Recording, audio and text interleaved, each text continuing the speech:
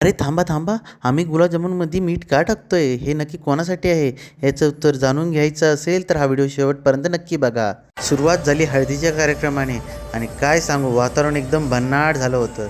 DJ सुरू झाला आणि एका क्षणात सगळे आपलं भान विसरून नाचायला लागले. लहान असो, मोठे असो, प्रत्येकाच्या चेहऱ्यावर फक्त आनंदच आनंद होता. मी पण म्हटलं, सगळे नाचतायत, पण कशाला मागे राहायचं? मग मी पण 2-4 स्टेप मारल्या आणि त्या क्षणाचा मनसोक्त आनंद घेतला. दुसऱ्या दिवशी मी लॉन्समध्ये एंट्री केली आणि समोर जे दृश्य पाहिलं ते पाहून मी 2 मिनटं थक्कच झालो. जिकडे बघावं तिकडे फक्त घोडेच घोडे. मनात एक प्रश्न, एवढे घोडे आले तरी कशासाठी? पण काही वेळानंतर त्यांनी त्यांचं प्रदर्शन सुरू केलं आणि विश्वास ठेवा, तिथे उपस्थित प्रत्येकजण बघतच राहिला. आणि घोड्यांची अशी मिरवणूक, असा खेळ आयुष्यात पहिल्यांदाच पाहिला होता. नवरदेव आणि नवरीची एंट्री झाली.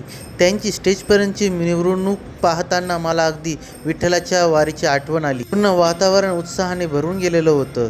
खरंच त्या एंट्रीला वेगळीच शान होती. आमचा पिके भाऊ भेटला, थोड्या गप्पा, थोडी मस्ती आणि आम्ही मग सगळे मित्र एकत्र जेवायला बसलो. आहे ना, सुरुवातीला मीठ टाकलेला गुलाबजामुन, आता त्याची वेळ आली. सर्वात आधी आम्ही आमच्या दाजीला प्रेमाने गुलाबजामुन खाऊ घातला. त्यांना वाटलं हा गुलाबजामुन गोड आहे.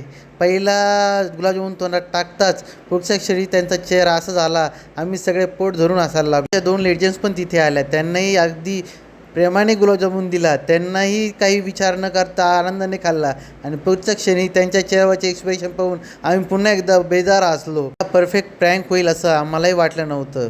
आजच्या ब्लॉगमध्ये तुम्हाला सर्वात जास्त कोणता सीन आवडला तर कमेंट करा.